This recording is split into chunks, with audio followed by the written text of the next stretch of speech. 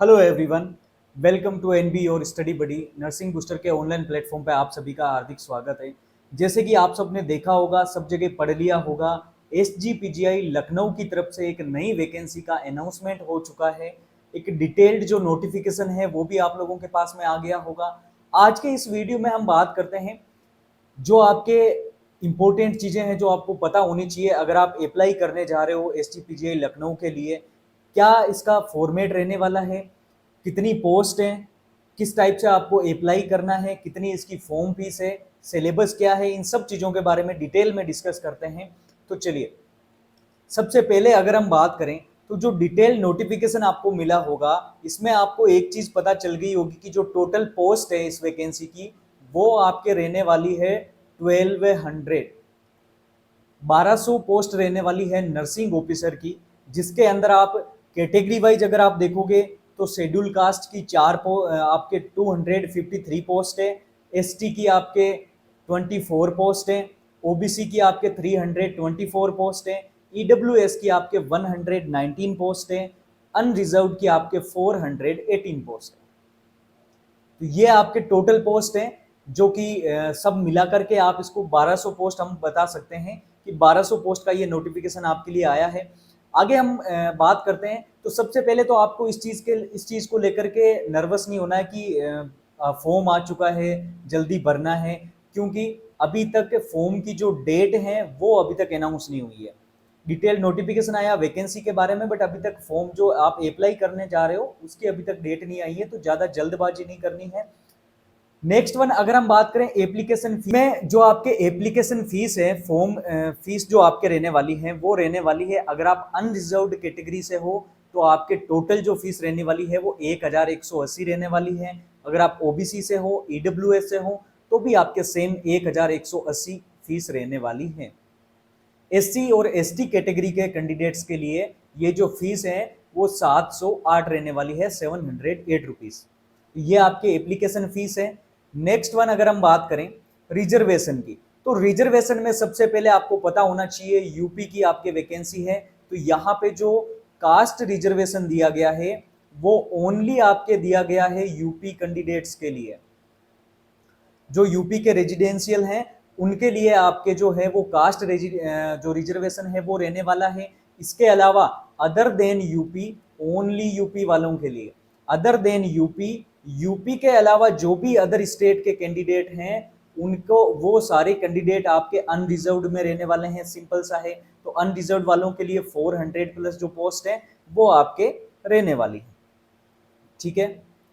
Next one, अगर हम बात करें रिजर्वेशन की, वर्टिकल रिजर्वेशन जो आपको देखने को मिलेगा, एससी के लिए 21%, एसटी के लिए 2%, ओबीसी के लिए 27% एंड ईडब्ल्यू। इसके अलावा हॉरिजॉन्टल जो रिजर्वेशन है उसमें आपके जो दिव्यांगजन हैं उनके लिए 4% का हॉरिजॉन्टल रिजर्वेशन है। इसके अलावा एक्स सर्विसमैन को 5% का, डिपेंडेंट्स ऑफ फ्रीडम फाइटर्स उनके लिए 2% का एंड फीमेल के लिए 20% का। चलो, यहाँ पर अच्छा है कि यहाँ पे एम्स की तरह 80% फीमेल को नहीं दिया गया है, फीमेल के लिए जो है वो 20% हॉरिजॉन्टल रिजर्वेशन है, ओनली 20% का। नेक्स्ट वन, अगर हम बात करें एज के बारे में, तो यहाँ पे जो एज कैंडिडेट की होनी चाहिए वो 18 ईयर से लेकर के 14 ईयर्स ऑफ एज तक होनी चाहिए। 18 साल से 40 साल के बीच में आपकी एज होनी चाहिए। यहाँ पे जो यूपी के अंदर एससी एसटी कैटेगरी के जो कैंडिडेट हैं उनके लिए 5 ईयर का रिलैक्सेशन किया गया है। बाकी जो अदर रिजर्वेशन में भी आते हैं उनके लिए भी 5 ईयर का एज रिलैक्सेशन है। तो वो आप डिटेल नोटिफिकेशन में देख लेना, जो कि लिंक आप लोगों को डिस्क्रिप्शन में मिल जाएगी। इसके अलावा नेक्स्ट वन, अगर हम क्वालिफिकेशन की बात करें, सबसे बड़ी बात कि क्या जीएनएम वाले इस फॉर्म को भर सकते हैं, एग्जाम को दे सकते हैं। अगर दे सकते हैं तो उसके लिए क्या एसेंशियल क्वालिफिकेशन होनी चाहिए। बीएससी नर्सिंग वालों को क्या हॉस्पिटल का एक्सपीरियंस होना जरूरी है। तो उसमें आपको याद रखना है, ये जो नर्सिंग ऑफिसर की पोस्ट है इसके लिए जिसने बीएससी नर्सिंग की है, पहली चीज तो वो आईएनसी रजिस्टर्ड होना चाहिए। सेकंड वन, या तो आपने बीएससी किया हो या आपने पोस्ट बेसिक बीएससी नर्सिंग किया हुआ हो, तो आप एलिजिबल हो। इसके अलावा अगर आपने जीएनएम किया है तो आपको 2 ईयर का एक्सपीरियंस होना चाहिए मिनिमम 50 बेडेड हॉस्पिटल में, कम से कम 50 बेडेड हॉस्पिटल में आपके पास में 2 साल का एक्सपीरियंस होना चाहिए। तो ये आपके एसेंशियल क्वालिफिकेशन है। बाकी बीएससी नर्सिंग वालों को कोई भी क्लिनिकल एक्सपीरियंस की नीड नहीं है। आप लोग बिना एक्सपीरियंस के, अगर आप फ्रेशर हो या आपके पास एक्सपीरियंस नहीं है, तो भी आप अप्लाई कर सकते हैं। नेक्स्ट वन देखो, अगर हम बात करें कि अगर आप अप्लाई करने जा रहे हो तो आपके पास में क्या क्या डॉक्यूमेंट पहले होने चाहिए, तो ये आप घर से तैयार करके जाना। सबसे पहले तो आपके पास में एक कलर्ड फोटोग्राफ होनी चाहिए। इसके अलावा स्कैन आपका सिग्नेचर होना चाहिए, scan image of marksheet, certificate for 10th 12th diploma graduation and post graduation.